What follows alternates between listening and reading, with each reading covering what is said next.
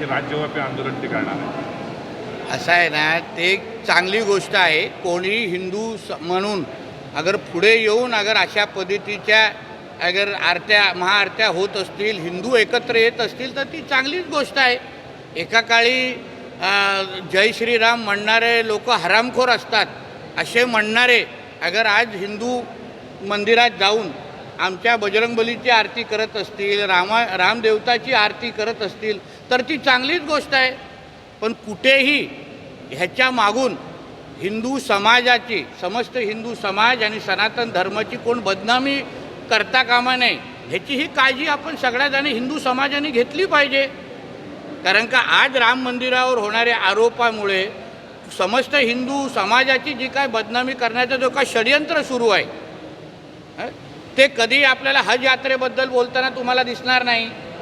हज यात्रेमध्ये काय सगळ्यात चांगल्या गोष्टी होतात असं कुठे लिहिलेलं नाही आहे. काही घटना आमच्याही कानावर येतात. मग तेव्हा जाऊन हज यात्रेसंदर्भात प्रश्नचिन्ह निर्माण करणारे हे आज राम मंदिरावर बोलणारे लोक का दिसत नाही? फक्त हिंदू धर्मालाच का टार्गेट केला जातं आहे? आणि म्हणून अशा पद्धतीचं कोणही रामरक्षा आंदोलन, रामरक्षा अगर महाआरत्या कोण करत असेल, परत एकदा आमच्या हिंदू धर्माकडे घरवापसी करत असेल तर आम्ही त्याचं स्वागतच करतो. उपसभापती झाल्यावर सचिन अहिर यांनी आदित्य ठाकरेंवर निशाणा साधलाय. वरळीच्या सातबाऱ्यावर कुणाचं नाव लिहिलं नाही, पुढे काय करायचे ते वरळीची जनता ठरवेल अशा प्रकारचा थेट इशारा आदित्य ठाकरेंना दिला. मला वाटतं की आदित्य ठाकरेंना निवडून आणण्यामध्ये सचिन अहिरेजींचा फार मोठा हात आहे. सिंहाचा वाटा आहे, खारीदेवाने सिंहाचा वाटा आहे. आणि म्हणून त्याचा सगळ्यात त्यांना वरळीचा चांगला अभ्यास असल्यामुळे आणि सचिन अहिरेशिवाय वरळीचा आमदार कोण होऊच शकत नाही एवढी थोडी माहिती आमच्याकडे आहे. म्हणून आता 2029ची आपण वाट पाहू. त्यासोबत सर सचिन अहिर असंही म्हणत आहेत की पक्षाचं नेतृत्व करण्यात आदित्य ठाकरे कमी पडले.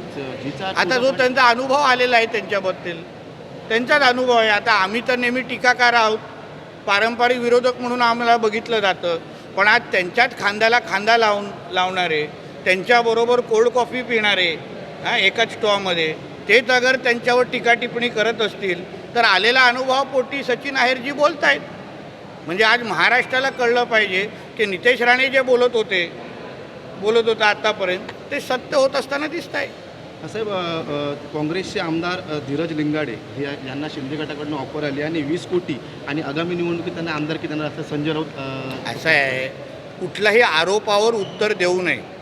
कोणी कितीही काही आकड्यांचे आता आम्ही बोललो की आमदार सुनील राऊत पण शिंदे गटाच्या संपर्कात आहेत. त्यांनाही एवढ्या ह्या गोष्टीची मागणी आहे तर आपण विश्वास कराल का? की संजय राजाराम राऊत विश्वास ठेवतील का की माझा भाऊच मला सोडून शिंदे गटात चालला आहे? म्हणून उगाच हवेमध्ये बोलण्यापेक्षा पुरावा सकट अगर कोण बोललं तर चांगलं होईल. आंबेडकर असं म्हणतायत ऑपरेशन टायगर 3 कधी येऊ शकतं? कोण म्हणते? आंबेडकर, सार्वजनिक मंत्री म्हणजे आरोग्यमंत्री आंबेडकर म्हणतायत की ऑपरेशन टायगर 3 कधी येऊ शकतं? ह्याबद्दल मी कसं काय बोलणार? तो त्यांच्या शिवसेनेचे ते मंत्री आहेत का, शिवसैनिक आहेत, त्यांचे नेते आहेत, त्यांना त्यांच्या पक्षाबद्दल चांगलं माहिती आहे ना. आता भारतीय जनता पक्षाचा मी कार्यकर्ता आहे, मला तुम्ही माझ्या पक्षाबद्दल विचारा, तुम्ही बोलू शकतो. 14 आमदार पुन्हा फुटत आहेत ठाकरे सेनेचे, याबद्दल काय? नाही, मला काहीच त्याच्याबद्दल माहिती नाही आणि मी माहिती त्याच्यात ठेवण्याचा माझा संबंधच नाही. साहेब, देवगडमध्ये अणुऊर्जा प्रकल्पासंदर्भात आंदोलन केलं आहे राजू शेट्टी यांचं. मुख्यमंत्र्यांनी निवेदन केलं होतं विधानसभेत होणार नाही प्रकल्प, मात्र तरीसुद्धा हे आंदोलन झालं आहे. कसं काय? मग आता तुमच्या प्रश्नामध्येच उत्तर आहे. राज्याच्या प्रमुखांनी विधिमंडळाच्या फ्लोर ऑफ द हाऊसवर अगर एक वक्तव्य केलं तर फार ते जबाबदारीने करायला लागतं आणि ते पण ते राज्याचे प्रमुख आहेत.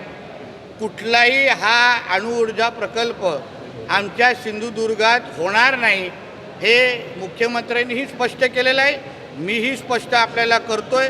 मी सगळ्या अधिकाऱ्यांना स्पष्ट माझ्या पद्धतीने चीफ सेक्रेटरीपासून सगळ्यांना सांगितलेलं आहे कुठल्याच अशा प्रकल्पाची ना कुठल्या पद्धतीची चाचणी करायला यायचं काहीच का. पण त्यांचं मला उत्तर आहे की नितेशजी प्रकल्प येतच नाही आहे सिंधुदुर्गामध्ये.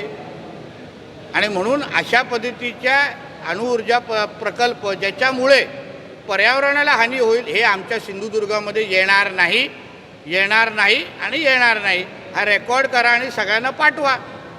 साहेब, राजू शेट्टी एकीकडे आंदोलन करतायत तर दुसरीकडे आज देवगडमध्ये शेकडो युवक रोजगार निर्मिती व्हावी यासाठी एकत्र येतात. बघा, रोजगार आणि आमचा जो तरुण आज मुंबई, पुणे, नाशिक, गोवा इकडे जो गेलेला आहे त्याला परत आणणं हाच तर कळीचा मुद्दा आहे ना.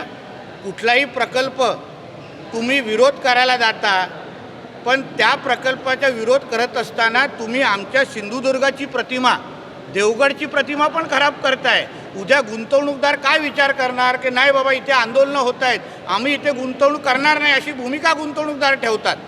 आणि म्हणून पर्यावरणाला हानी असलेला प्रकल्प आम्ही आणणारच नाही आहे. पण ह्याच्या आड कोणतेच प्रकल्प येऊ नये. कुठलाही प्रकल्प आला तर फक्त राणे देशामुळे त्याला विरोध करायचा, ही जी काही भूमिका आहे ना, ही ह्या तरुणाला त्या भविष्याला अंधारात टाकणारी आहे. म्हणून मी तरुणांनी अशा पद्धतीची रॅली काढली आहे असं माझ्याही कानावर आलं, पोलिसांनी मला माहिती दिली आहे. मी माझ्या देवगडच्या तरुणांचं कौतुक करतो की जिथे तरुण एवढे जागृत असतात तिथेच त्या देश आणि राज्य आणि जिल्ह्याचा विकास होतो. म्हणून मी माझ्या देवगडच्या तरुणांचं मनापासून मी त्यांचं अभिनंदन करतो.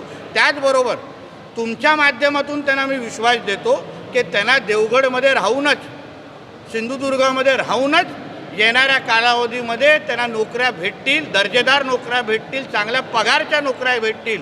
हे मी त्यांना ॲफिडेव्हिटवर लिहून द्यायला तयार आहे. हा विश्वास तुमच्या माध्यमातून त्यांना देतो. साहेब, मी शेतकऱ्यांनी तयार केलेलं प्रोडक्ट आहे, मी शेतकऱ्याने तयार केलेलं प्रोडक्ट आहे, मला कोणी भाड्यानं घ्यावं एवढा मी लेचापेचा नाही असं राजू शेट्टी म्हणतात.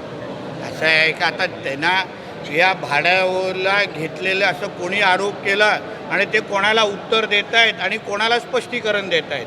माझ्या दृष्टिकोनातून राजू शेट्टी एक ज्येष्ठ कार्यकर्ते आहेत, ज्येष्ठ नेते आहेत. राणेसाहेब आणि त्यांचे अतिशय चांगले संबंध आहेत. ते जेव्हा जेव्हा आंदोलनं येतात सकाळीच मला फोन करतात की नितेशजी तुमच्या जिल्ह्यामध्ये आलो आहे, असा मुद्दा आहे. आणि मीही माझं कर्तव्य म्हणून त्यांना सगळी शासनाची भूमिका योग्य पद्धतीने समजवतो. म्हणून राजू शेट्टींवर असा कोणीही आरोप करू नये.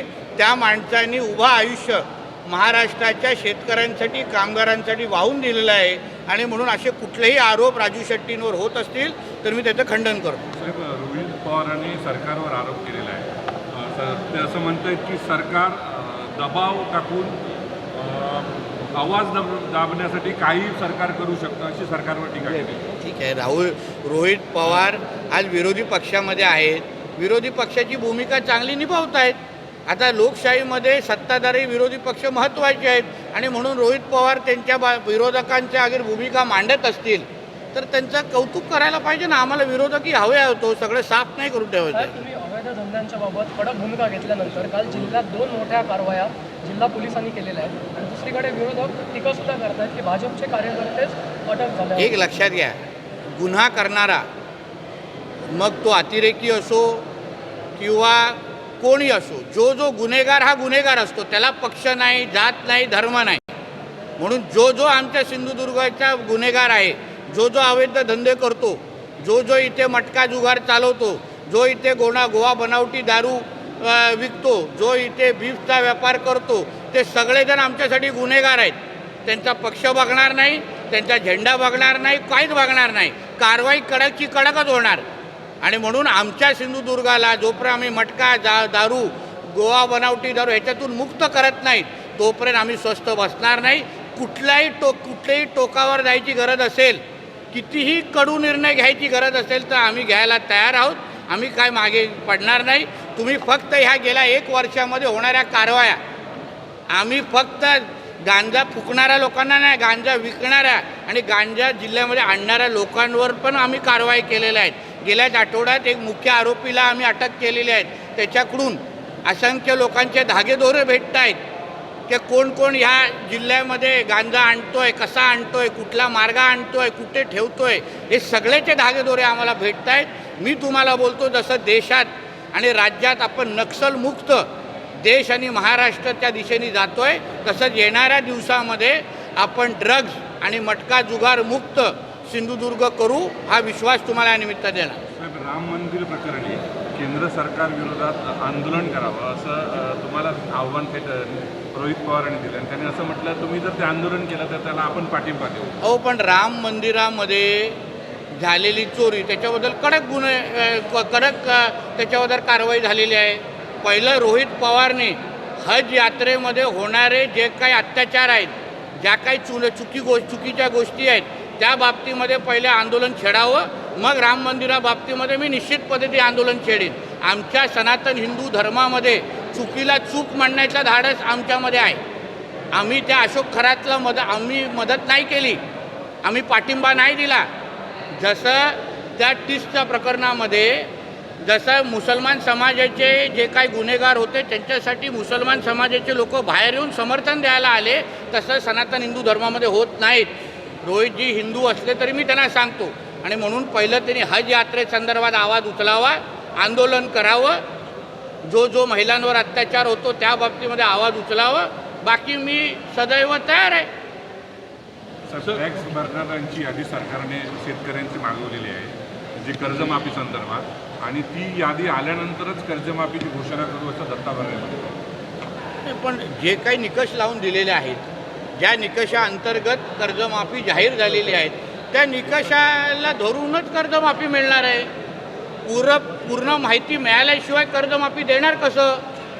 जो त्या चौकटीतच बसत नाही त्याला कर्जमाफी देऊन उपयोग काय? मग तुम्हीच पत्रकार आम्हाला विचाराल की बाबा साहेब ह्यांचा अधिकार नव्हता तरी ह्याला कर्जमाफी का दिली?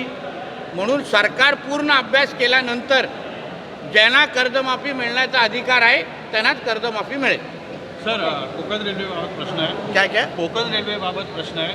मुंबईहून सुटणाऱ्या ज्या गाड्या आहेत कोकणाकडे येणाऱ्या, विशेषतः मांडवी आहे, कोकण कन्या आहे, यांना सापत्न भाव दिला जातो, त्यांना सिग्नल दिला जात नाही. आजसुद्धा कोकण कन्या पहाटे 4 वाजता निघालेली आहे, आणि त्याचवेळी उत्तरेकडच्या जाणाऱ्या गाड्यांना प्रायोरिटी दिली जाते. कोकण कन्या विशेष दराने फास्ट सुपरफास्ट म्हणून चालवली जाते. आपण याबाबत काही संयुक्त बैठक अशा घेणार? पद्धतीचा अगर अन्याय होत असेल, तुम्ही बोललं मी खरंच समजणार, कारण तुम्ही एक ज्येष्ठ पत्रकार आहात, त्या क्षेत्रात काम करणारे कार्यकर्ते आहात. मी स्वतः राणेसाहेबांशी बोलीन. येणाऱ्या जे पार्लिमेंटचे अधिवेशन आहे तिथे जाऊन स्वतः रेल्वे मंत्र्यांना भेटीन, त्यांच्या अधिकाऱ्यांना संपर्क करेन, जेणेकरून कोकण कन्यावर जे आमचे ज्या ट्रेन ह्या बाजूला सुटतात त्यांच्यावर कुठल्याही पद्धतीचा अन्याय होणार नाही, एवढी काळजी मी एक कोकणावर प्रेम करणारा कार्यकर्ता म्हणून निश्चित पद्धतीने घेईन. थँक्यू.